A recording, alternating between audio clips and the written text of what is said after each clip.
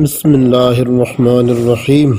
آج کا ہمارا لیکچر یوپیٹوریم پرفولیٹم پر ہے۔ میں ڈاکٹر ماجد حسین صابری۔ تو چلیں لیکچر شروع کرتے ہیں۔ تو کتاب کو پڑھنے سے پہلے اس دوا کے بارے میں دو چیزیں بیان کرتا ہوں۔ پہلے تو یہ کہ اس دوا کی افادیت کو اس وقت علم ہوا جب کہ امریکہ میں ایک دفعہ ایک وبا پھیلی تھی جس میں شدید قسم کا بخار تھا اور سب کی ہڈیوں میں درد تھا، تو بقیہ علامات تھیں۔ تو اس وقت اس دوا کی افادیت کا علم ہوا اور اس وقت اس دوا نے شہرت حاصل کی۔ اور دوسرا، ڈاکٹر ہنیمن نے اس دوا سے ڈینگی کے ہزاروں مریض شفا یاب کیے، تو اس وقت بھی اس دوا کی افادیت کا علم ہوا۔ تو یہ دو موقع تھے جہاں پر اس دوا نے اپنا نام کمایا۔ تو یہ بات ہے۔ دوسری بات ہے اس دوا کی خصوصیات میں سے ایک تو سب سے بڑی خصوصیت یہ ہے کہ اس دوا کا جو مریض ہوتا ہے اس کی ہڈیوں میں زبردست قسم کا درد ہوتا ہے، اور یہ ہڈیوں جسم کی گہرائی میں ہڈیوں میں زبردست قسم کا درد ہوتا ہے، اور یہ پورے جسم کی ہڈیوں میں، ریڑھ کی ہڈی میں، ہاتھوں کلائیوں کی ہڈیوں میں، پاؤں کی ہڈیوں میں، پورے جسم کی ہڈی میں درد ہوتا ہے، خاص طور پر ریڑھ کی ہڈی میں۔ تو ایک یہ بات ہے۔ اور دوسری خصوصیت یہ ہے کہ یعنی یہ سب سے نمایاں اس کی خصوصیت ہے۔ دوسری خصوصیت یہ ہے کہ اس کے جو مریض ہوتا ہے اس کو صبح 7 سے 9 بجے تک سردی لگتی ہے، یعنی اس کی تکلیفات کی شدت کا جو وقت ہے صبح 7 سے 9 بجے تک ہے۔ اور آپ کو معلوم ہے کہ جتنی بھی ملیریا قسم کی بخار کی جو ادویہ ہے ان میں وقت بہت اہمیت ہوتا ہے۔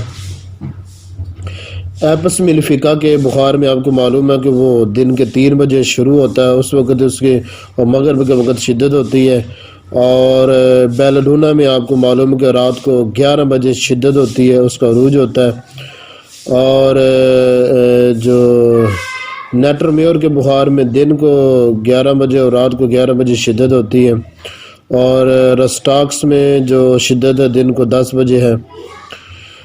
تو اس طرح جو نا بپٹیشیا کے بخار میں جو شدت ہے وہ دن کو، اس کی علامات میں جو شدت ہے وہ دن کو 3 بجے کے بعد ہے۔ تو جو بخار کی ادویہ ہوتی ہیں یا جو بخار کے مریض ہوتے ہیں تو ان کے بارے میں یہ جاننا ضروری ہوتا ہے کہ ان کے بخار اور سردی کی شدت کس وقت ہے، تاکہ اس کی دوا کی سلیکشن ہو سکے۔ تو یوپیٹوریم پرفولیٹم مریض جو ہوگا، اس کا جو مریض ہوگا اس کو جو سردی ہوگی وہ سب سے زیادہ یا علامات میں جو شدت ہوگی وہ صبح 7 سے 9 بجے تک ہے۔ یہ بھی اس کی دوسری بڑی خصوصیت ہے۔ تیسری بڑی خصوصیت یہ ہے کہ مریض کو کبھی سردی لگتی ہے کبھی گرمی لگتی ہے، اور سردی اور گرمی کے دورے کے درمیان اس کو صفراوی کیا ہوتی ہے۔ صفراوی کیا سے مراد ہے کہ صفرا یعنی کھٹی اور جلندار کیا ہوتی ہے، یہ صفراوی کیا ہوتی ہے۔ یہ تیسری خصوصیت ہوگی۔ چوتھی اس میں ایک اور بھی بات ہے کہ رطوبات کے خراش سے، پسینے کے خراش سے، کہہ کے آ جانے سے تکلیفات میں کمی ہوتی ہے، تو یہ بھی ایک اس کی خصوصیات میں سے ہے۔ تو یہ 4 چیزیں ہوگی۔ اگرچہ یہ جو ہے رطوبات کے خراش سے تکلیفات میں کمی سب سے زیادہ نمایاں ہمیں نیٹرمیور کے بخار میں ملتی ہے، مگر اس میں بھی یہ چیز ہے۔ مگر یہ کہ آپ کو معلوم ہے کہ 2 ادویہ جب ایک علامت میں مشترک ہو جائیں تو اس وقت دونوں میں فرق کیا جاتا ہے۔ دونوں ادویہ کی خصوصیات کو علیحدہ علیحدہ یاد کریں اور ان خصوصیات کی وجہ سے دونوں میں فرق کر دیں۔ تو جو آپ کو پتہ ہے کہ نیٹرمیور کے بخار میں اور یوپیٹوریم پرف کے بخار میں دونوں میں وقت علیحدہ علیحدہ ہے۔ اس کا وقت دن کو 11 یا رات کو 11 بجے تک ہے، 11 بجے کا، اور اس کا صبح 7 سے 9 بجے کا ہے۔ اور پھر یہ کہ نیٹرمیور میں اس کا قدر ہڈیوں کا درد نہیں جس طرح کہ یوپیٹوریم پرف میں ہے۔ ہومیوپیتھک کی جتنی ادویہ ان میں سب سے زیادہ جو نمایاں ہڈیوں کا درد ہے وہ اس دوا میں ہے۔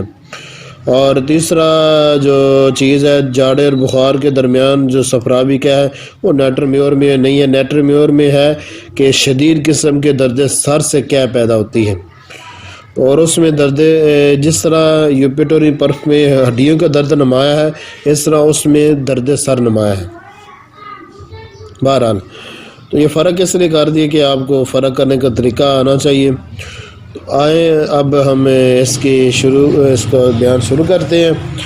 تو کاشی رام لکھتا ہے کہ ہومیوپیتھی میں اس دوا کی آزمائش بہت وسیع پیمانے پر ہو چکی ہے اور اس کی مخصوص علامت پریشان کن ہڈیوں کے درد ہیں. اس قسم کے درد ملیریا، بخار، انفلوئنزا میں سے ہے جن کے واسطے یہ ایک نعمت غیر متوقبہ ہے. آزمائش کو اگر بغور دیکھا جائے تو معلوم ہوتا ہے کہ ہڈیوں میں درد اس دوا کے اندر شروع سے آخر تک پائے جاتے ہیں.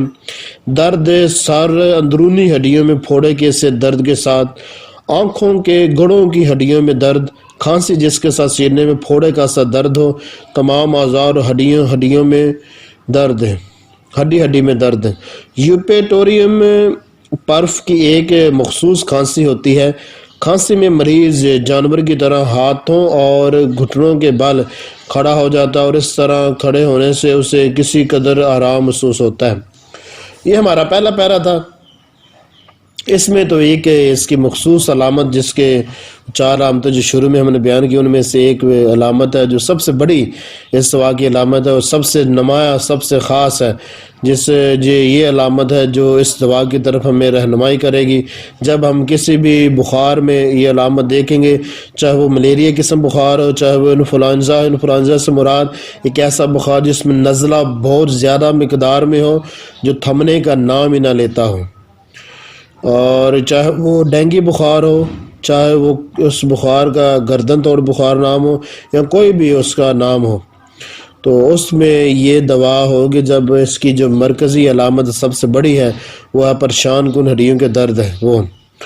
اور یہ نعمت غیر متوقبہ سے مراد ایک ایسی نعمت ہے جس کی یعنی بہت بڑی نعمت ہے یہ.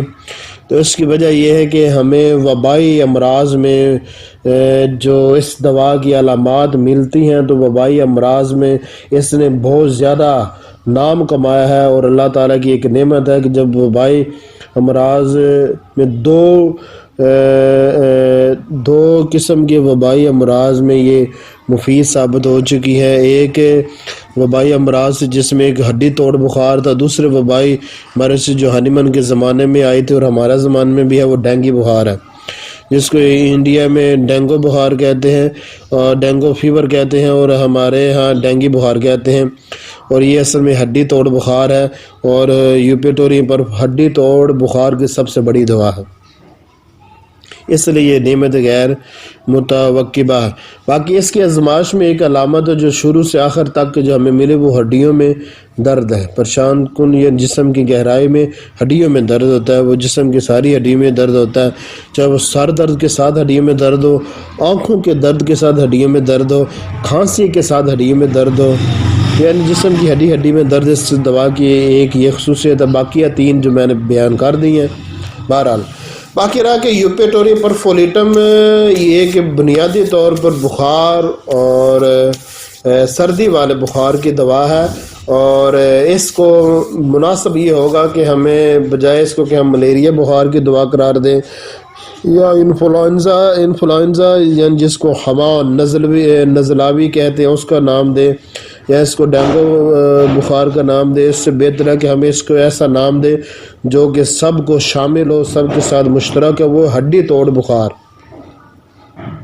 دیہاتوں میں بھی مشہور ہے، ہڈی توڑ بخار ہر شخص جانتا ہے. تو یہ ہڈی توڑ بخار کی سب سے بڑی دوا ہے، تو اس کو یہ نام دینا بہتر ہے کہ ہڈی توڑ بخار کی سب سے بہترین دوا. تو کیونکہ وہ چاہے ملیریا ہو، چاہے انفلوئنزا ہو، چاہے وہ ڈینگو ہو، چاہے وبائی ہو، جیسا بھی ہو وہ ہڈی توڑ بخار. بہرحال یہ اس کو نام دیں ہڈی توڑ بخار کی سب سے بہترین دوا. آگے دوسرا پیرا اوپر بیان کیا گیا کہ یوپیٹوریم پرف میں تمام جسم کے اندر چوٹ کا سا درد آرنیکا پائروجینم کی طرح پایا جاتا ہے، اور یہ درد جسم میں گہرا ہوتا ہے. ظاہر بات ہے کہ ہڈیاں گہرائی میں ہوتی ہیں تو یہ گہرا ہی ہوگا، اور ایسا محسوس ہوتا ہے جیسے ہڈیوں میں درد ہے.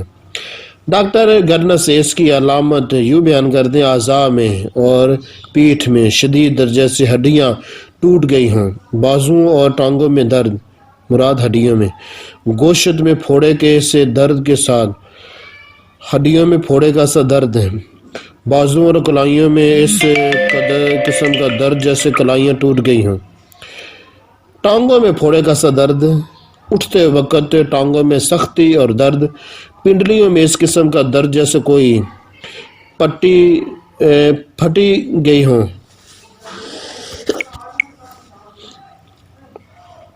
درد ہڈیوں میں جس کے ساتھ مریض کرا ہے۔ تو یہ ڈاکٹر گرنسے نے بیان کیا۔ اس پورے میں جو چیز بیان ہے کہ ہڈیوں میں درد، دوسرا گوشت میں پھوڑے کا سا درد، دکھن کا سا درد۔ اچھا، یہ علامات عموماً صفراوی، ملیریا اور انفلوئنزا میں ملتی ہے اور ڈینگی بخار میں ملتی ہے، خصوصاً جب یا وبائی بخار میں، خصوصاً جب یہ تکلیفات بوڑھے آدمیوں میں ہو۔ اس کی وجہ یہ کہ بوڑھے جو لوگ ہوتے ہیں ان کی قوت حیات، قوت مدافع زیادہ کمزور ہوتی ہے، تو ان میں اس طرح بچے ان کی قوت حیات زیادہ کمزور ہوتی ہیں، یا جس طرح نوجوان جنہوں نے مشت زنی سے اپنی زندگی تباہ کر لی اس میں، تو ان کی جو قوت حیات زیادہ کمزور ہوتی ہے، تو ان لوگوں کو یہ ہڈی توڑ بخار ہونے کا چانس زیادہ ہے۔ بہرحال متذکرہ بیماریوں کے علاوہ کئی اور بیماریوں میں بھی تکلیف ہمیں دکھائی دیتی ہے، یعنی ہڈی توڑ درد دکھائی دیتا ہے۔ قصہ کوتا کہ یہ یعنی مختصر بات ہے، قصہ کوتا یا خلاصہ کلام یا مختصر بات یہ ہے کہ یہ درد ان سب بیماریوں میں مفید ہے جن میں ہڈی توڑ درد موجود ہو، یعنی یہ دوا ان تمام امراض کو ختم کرے گی جن امراض کے ساتھ ہڈی توڑ درد موجود ہو اور بخار ہو۔ ڈینگو فیور یعنی ہڈی توڑ بخار میں یہ دوا اکسیر اعظم ہے، اور آپ کو معلوم ہے کہ ہنیمن نے بے شمار ڈینگی کے مریض یوپیٹوریم پرف سے ٹھیک کیے تھے اور اس نے نام کمایا تھا۔ اور انڈیا میں بھی جب ڈینگی کی وبا آئی تھی تو کاشی رام نے بھی اس کے نام کمایا تھا، اور ہمارے زمانے میں بھی ڈینگی بخار کی یہی دوا ہے۔ بہرحال، اور یہاں پر ایک بات یاد رکھیں کہ ڈینگی میں بعض اوقات برائیونیا دوا ہوتی ہے، بعض اوقات رسٹاکس دوا ہوتی ہے، بعض اوقات ایپس ہوتی ہے، بعض اوقات فاسفورس ہوتی ہے، مگر زیادہ تر یوپیٹوریم پرف اور برائیونیا ہوتی ہے۔ علامات کے مطابق آپ مکمل کیس ٹیکنگ کریں گے جو کم از کم آدھے 45 منٹ کی ہوتی ہے، تو اس سے آپ کے سامنے علامات ظاہر ہوں گی، تو اس سے آپ کو پتہ چلے گا کہ کون سی دوا دینی ہے، ٹھیک ہے نا۔ بہرحال کتنی ہی دفعہ میں نے چند گھنٹوں کے اندر مریضوں کو اس دوا کی برکت سے آرام دیا ہے۔ یہ ڈاکٹر کاشی رام لکھ رہا ہے کہ ڈینگی بخار کے بے شمار مریضوں کو میں نے اس دوا سے ٹھیک کیا ہے۔ اللہ رب العزت نے اس دوا کی برکت سے ڈینگی بخار کے کئی مریض ٹھیک کیے ہیں، اور جو ہڈی توڑ بخار کی تو یہ سب سے بڑی دوا ہے۔ اچھا، یہ تو پیرا ہمارا دوسرا مکمل ہو گیا۔ یہاں پر ایک اعتراض پیدا ہوتا ہے کہ چوٹ کا سا درد تو آرنیکا کی سب سے بڑی علامت ہے، پائروجینم میں بھی ہے، تو فرق کیسے ہوگا؟ تو فرق اس طرح ہوگا کہ اگر عضلات میں چوٹ کا سا درد ہو اور ہڈیوں میں درد ہو، اور ہڈیوں کا درد عضلات کی درد سے زیادہ ہو، یعنی ہڈیوں کا درد زیادہ نمایاں ہو، تو پھر یوپیٹوریم پرف ہوگی۔ اور اگر ہڈیوں کا درد زیادہ نمایاں نہ ہو بلکہ عضلات میں درد ہو چوٹ کا سا اور نمایاں ہو، اور وہ چوٹ کے بعد پیدا ہو یا سردی لگ جانے سے یا کثرت جماع سے پیدا ہو، تو پھر آرنیکا دوا ہوگی، ٹھیک ہے نا۔ اور اگر مریض سے بدبو بہت زیادہ آ رہی ہو، بہت زیادہ بدبو آ رہی ہو، تو اس وقت ایسا بخار جس میں بدبو بہت زیادہ آ رہی ہو، اس کی دوا ہوگی پائروجینم، ٹھیک ہے نا۔ تو یہ ان تینوں میں فرق ہے۔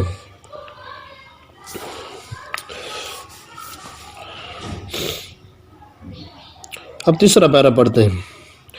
بخار میں اس دوا کی 3 مخصوص علامات ہیں۔ 1، جاڑا صبح 7 سے 9 بجے تک ہوتا ہے، یا ایک دن صبح 7 سے 9 بجے تک اور دوسرے دن شام کے وقت یا دوپہر کو۔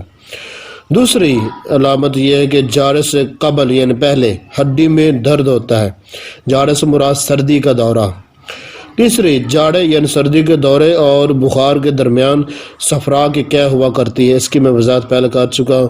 اور چوتھی علامت کے رطوبات کی خراش سے، پسینہ آ جانے سے اور قے ہو جانے سے مریض کو فاقہ محسوس ہوتا ہے۔ بہرحال اس کے علاوہ بخار میں دوسری علامات بھی پائی جاتی مگر مندرجہ ہر سے علامات نہایت یقینی اور قابل وثوق ہیں۔ اچھا، یہ 3 علامتیں کینٹ نے نیش نے بیان کی ہیں اور کاشرم وہاں سے نقل کر مگر حوالہ نے دیا ہے۔ بہرحال ڈاکٹر ہیل اس کے بخار کی علامات یوں بیان کرتے ہیں۔ اچھا، یہ بات یاد رکھیں، یوپیٹوری پر بنیادی طور پر بخار کی دوا ہے جس میں سردی نمایاں ہوتی ہے۔ اچھا، کہتے ہیں کہ جاڑا قریب قریب ہمیشہ صبح کے وقت ہوتا ہے اور اس کے کئی گھنٹے پہلے، یعنی جاڑا شروع ہونے سے پہلے پیاس، جسم میں پھوڑے کا درد ہوتا ہے اور ہڈیوں میں کبھی درد ہوتا ہے۔ پیاس، جاڑے اور بخار ہر 2 کیفیتوں میں جاری رہتی ہے۔ جاڑے کی حالت میں متلی، صفرا کی قے اور بازو اور ٹانگوں کی گوشت میں شدید درد، تمام جسم میں درد ہوتا ہے۔ یہ علامات خصوصاً قے بخار کی علامات میں بھی جاری رہتی ہے۔ بخار شام تک یا بعض اوقات بہت رات گئے تک رہتا ہے، جس کے بعد پسینہ بہت ہوتا ہے یا پسینہ نہیں ہوتا۔ اگر پسینہ نہ آئے تو متلی، پیاس، جاڑا جاری رہتا ہے، جس کا مطلب یہ ہے کہ بخار ہنوز ابھی کم نہیں ہوا یا بخار نے مسلسل بخار کی صورت اختیار کر لی ہے، جس کو کہتے ہیں باری کا بخار۔ باری کا بخار سے مراد وہ جو بار بار ہو۔ ہڈی توڑ بخار میں ہمارے پاس یہ ایک بہترین دوا ہے اور اس قسم کے بخار موسم گرما میں اور موسم خزاں میں ہوتے ہیں۔ یعنی ہڈی توڑ بخار زیادہ تر موسم گرما میں ہوتا ہے۔ ہاں، گرمی سے تکلیفات کا بڑھنا اور گرمی سے بخار کا ہونا، یہ بھی یوپیٹوری پرف بخار میں ہمیں یہ چیز ملتی ہے، ٹھیک ہے نا۔ تو یہ جو تیسرا پیرا ہے، اس میں سب سے پہلے اس دوا کی خصوصیات بیان کی 3 اور اس کی چوتھی خصوصیت میں پہلے بیان کر چکا ہوں، 4 پر روشنی ڈال دی ہے، دوبارہ بات کرنے کی ضرورت نہیں۔ اور باقی یہ رہا کہ اس میں صبح 7 بجے جو جاڑا، 7 سے 9 بجے تک جو جاڑا ہوتا ہے، تو جاڑے سے پہلے ہی مریض کو پیاس لگتی ہے زیادہ مقدار میں، مریض زیادہ پانی پیتا ہے اور بھوک بھی اس کو زیادہ لگتی ہے، خصوصاً جب غلط طریقے سے بخار ہے، یہ ہڈی توڑ بخار جسم میں دبا دیا جائے تو بھوک بہت بڑھ جاتی ہے، پیاس بھی۔ پھر اگر ایسے جاڑے اور بخار کے بعد اگر پسینہ آ جائے، اس کا مطلب ہے کہ اب بخار کام ہونا شروع ہو گیا۔ پسینہ نہ آیا تو اس کا مطلب ہے کہ اب بخار دوسرے دن بھی آئے گا، ٹھیک ہے نا۔ باقی اس میں جو چیزیں تھیں جو اس مضمون میں وہ میں نے بیان کر دی، تو واضح ہے سب کچھ، توجہ سے پڑھیں تو انشاءاللہ سمجھ آ جائے گی۔ اب آگے والا پیرا، کاشرم کہتا ہے کہ کاسٹیکم کی طرح اس میں بھی صبح کے وقت آواز بیٹھنا بھی پایا جاتا ہے، لیکن یاد رہے کہ کاسٹیکم میں جلن اور چھیلن کا احساس ہوتا ہے اور یوپیٹوری برف میں سینے کے اندر پھوڑے کا سا درد۔ رینن کولس بلب میں سینے کے اندر درد چلنے سے، مڑنے سے اور چھونے سے ہوتا ہے، یا موسم کی تبدیلی سے مریض کو کھانستے وقت سینے پر دونوں ہاتھ رکھ لینے پڑتے ہیں۔ یہ علامت ہمیں برائیونین، ڈروسیرا، کریازوٹ، نیٹرم سلف اور سی پی اے میں ہے، یعنی مریض کو سینے میں درد ہوتا ہے جس کی وجہ سے وہ سینے کو تھام لیتا ہے۔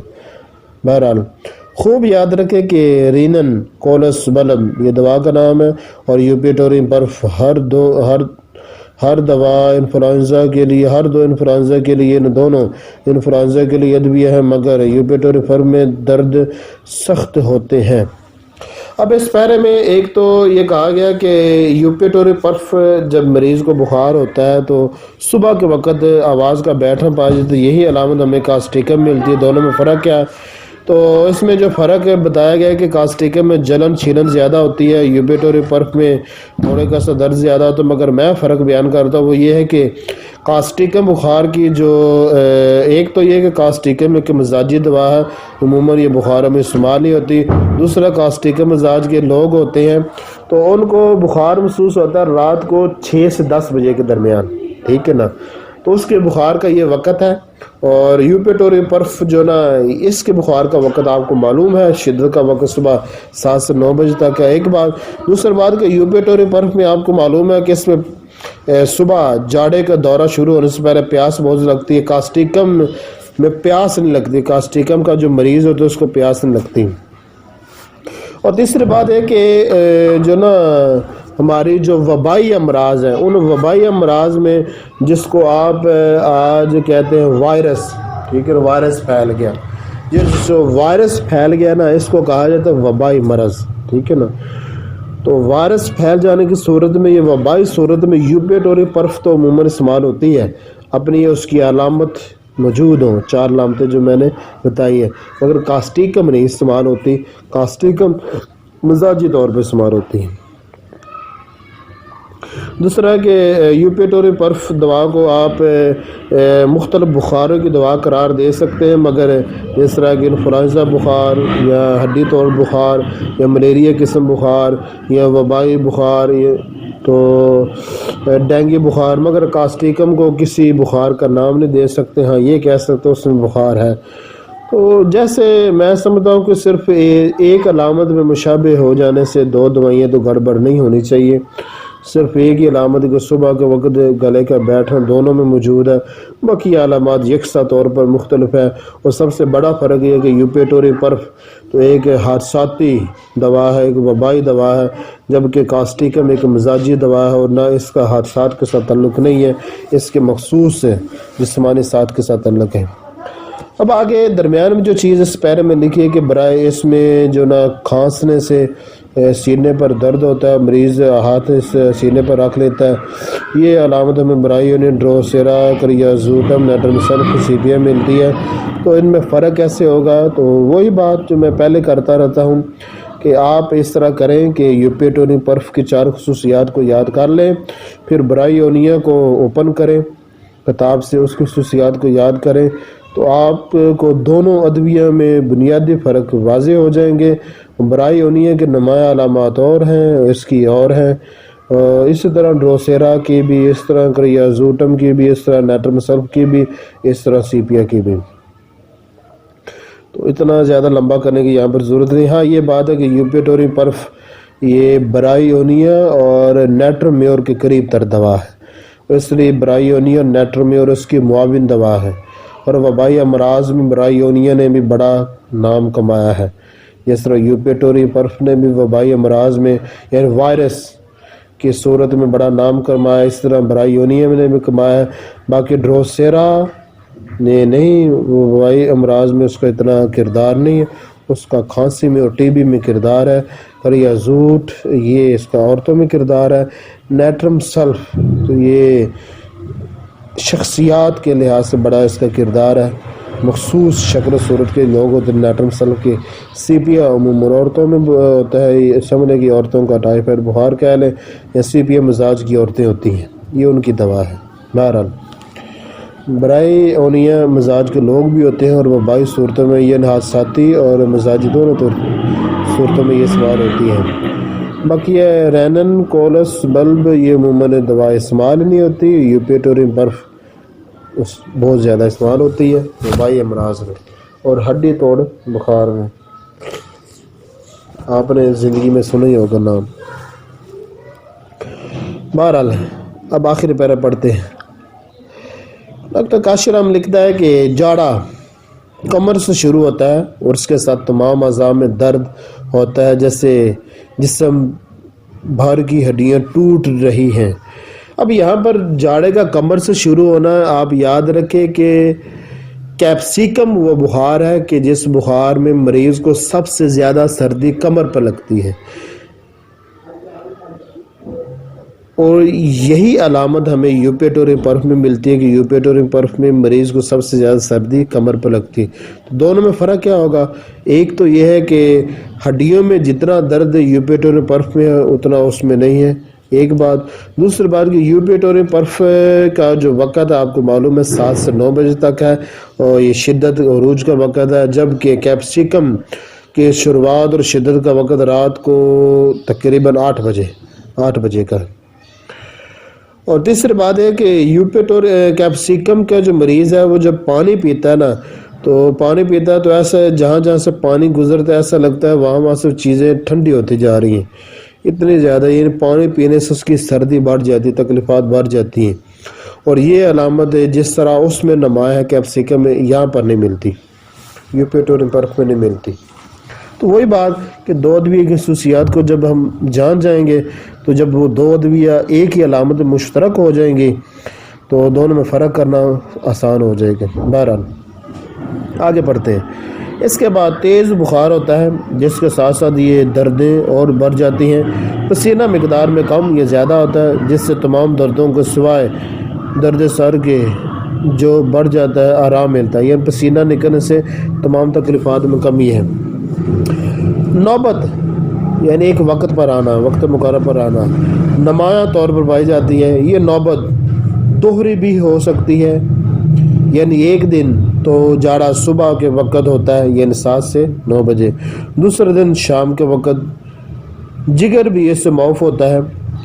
صفراوی قے اور دست اور صفراوی متلی اور قے والے درد سر، کھانسی جو جگر تکلیف سے پیدا ہو وغیرہ اس کے ہلکے اثر میں آتے ہیں۔ نزلاوی علامات بھی نمایاں ہے، یعنی انفلوئنزا بہت زیادہ نزلہ آنا، رات کے وقت تار کھانسی، کھرکھری کھانسی، ہوا کی نالی میں چھیلن کے ساتھ تمام جسم میں اکڑن، پھوڑے کا سا درد، کھڑی ہوئی حالت میں، بیٹھی ہوئی حالت میں یا لیٹی ہوئی حالت میں جسم کو موڑ نہ سکے، مریض بستر میں نہ لیٹ سکے کیونکہ ہر ہڈی میں پھوڑے کے سے درد کا احساس ہو اور لیٹنے سے پریشانی، کراہنا، چیخنا، چلانا پیدا ہوتا ہے، اس میں ہڈیوں کے تمام قسم کے درد ملتے ہیں۔ نیند کا غلبہ، جمائیاں بائیں طرف کے گرنے کا احساس۔ اب اس پیرے میں بہت ساری چیزیں بیان کی گئی ہیں۔ پہلی چیز کہ سردی کا کمر پر سب سے زیادہ لگنا، اس پر میں وضاحت کر چکا ہوں۔ دوسری چیز پسینہ آنے سے تکلیفات میں کمی، درد سر کے علاوہ باقی تمام تکلیفات میں کمی ہوتی ہے، جیسے کہ نیٹر میور میں ہے تو نیٹر میور اور یوپیٹوریم پرف دونوں ایک دوسرے کے قریب تر دوا ہے اور دونوں ایک دوسرے کی معاون ہے، مگر یہ کہ تمام تر تکلیفات کا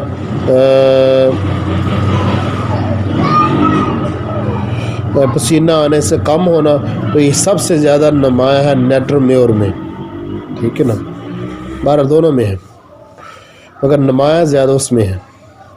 باقی رہا نوبت کا مطلب وقت مقرر پر تکلیف کا آنا، تو یوپیٹوریم پرف کی تکلیفات وقت مقرر پر آتی ہیں، وقت بتا دی، اور بعض کا دوہرا وقت بھی ہوتا ہے۔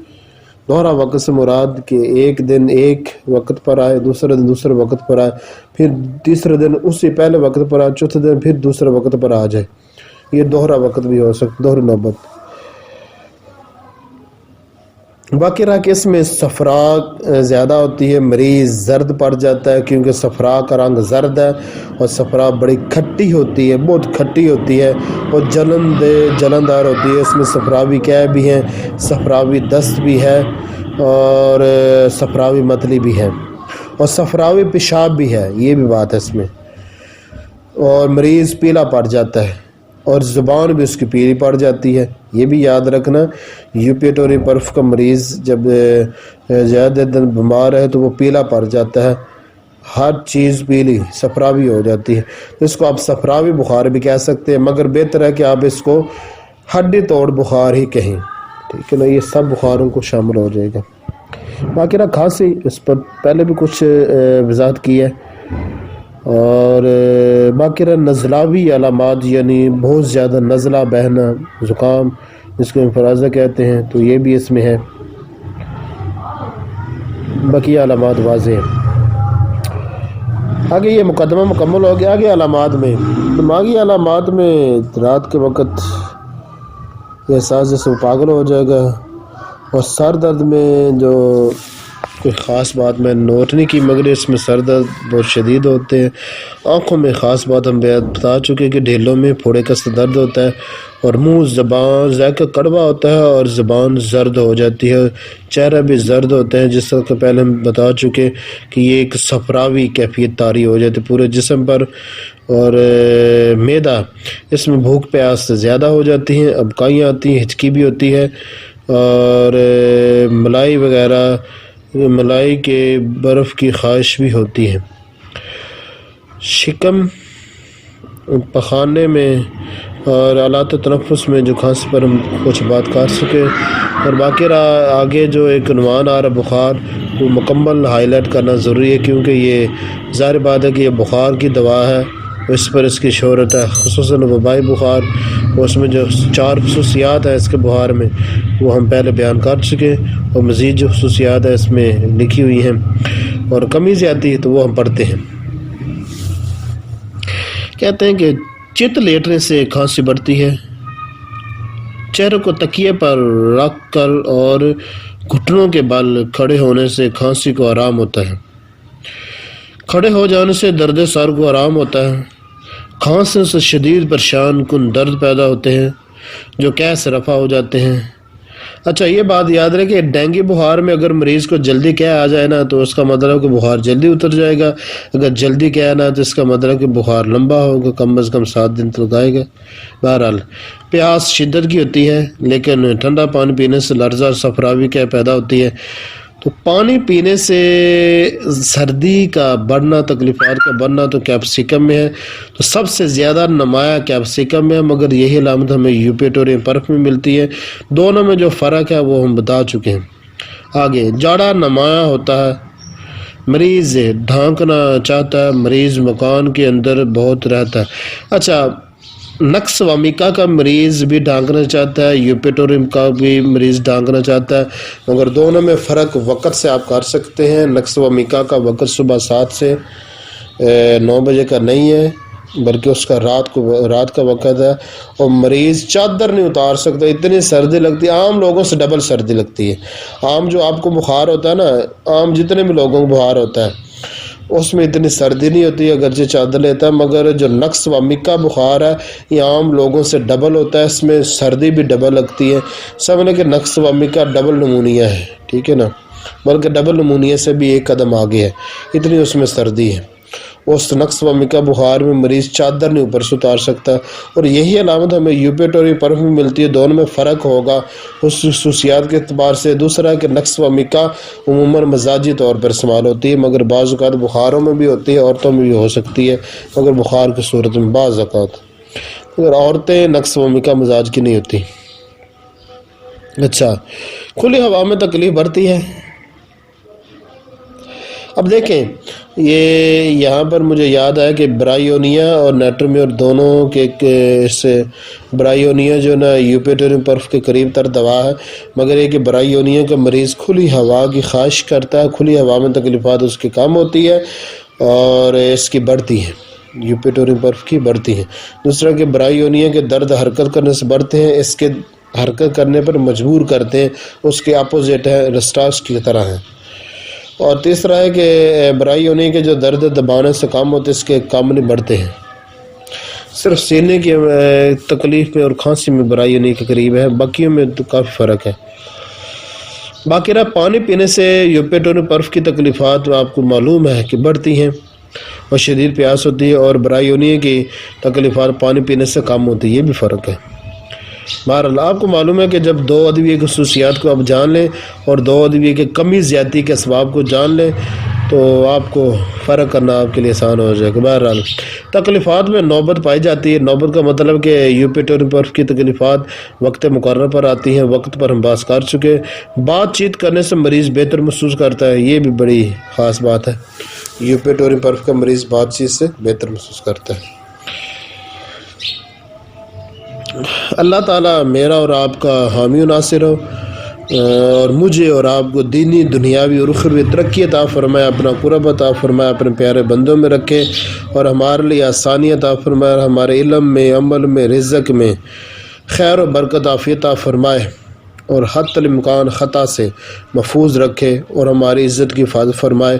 آمین بجاہ نبی الکریم صلی اللہ تعالی علیہ وآلہ وسلم. اگر آپ مستقل طور پر ہومیوپیتھک سیکھنا چاہتے ہیں تو آپ میرے واٹس ایپ گروپ کو جوائن کر سکتے ہیں. گروپ کو جوائن کرنے کے لیے ایک تو شرط ہے کہ آپ میرے فون پر کال کریں 034941432244. دوسری شرط ہے کہ آپ کاشرام کے انسائکلوپیڈیا جو نا وہ خریدیں، کیونکہ بطور نصاب کی پڑھائی جاتی ہے. اور تیسری شرط یہ ہے کہ اس گروپ میں رہنے کے لیے آپ کو اس دوا کا مطالعہ کرنا پڑے گا جس دوا پر لیکچر ہونے جا رہا ہے. اور چوتھی شرط یہ کہ جو گروپ کا ایڈمن ہے، یعنی میں، اس کی ہر بات کو ماننا پڑے گا، پاسداری کرنی پڑے گی، اور کسی قسم کی خلاف ورزی جو نا وہ برداشت نہیں کی جائے گی۔ انشاءاللہ ہم ہومیوپیتھک سیکھ رہے ہیں، اور یہ ہمارا تقریباً 18واں لیکچر ہے۔ انشاءاللہ 37 لیکچر مکمل ہونے والے ہیں، اور اس کے بعد جو لیکچر ہے وہ آئرس ورسیکولر پر ہے، جو کہ ہماری جو قے کی جو تگڑی ہے اس کی آخری دوا ہے۔ اس کے بعد آخری جو تگڑی ہے وہ ہم شروع کرنے جا رہے ہیں، وہ ہے بخار پر ادویہ، وہ اس کی پہلی دوا انشاءاللہ اکونائٹ ہوگی۔ اللہ تعالیٰ میرا اور آپ کو دنیا اور آخرت میں اور قبر میں حامی و ناصر ہو، آمین آمین آمین۔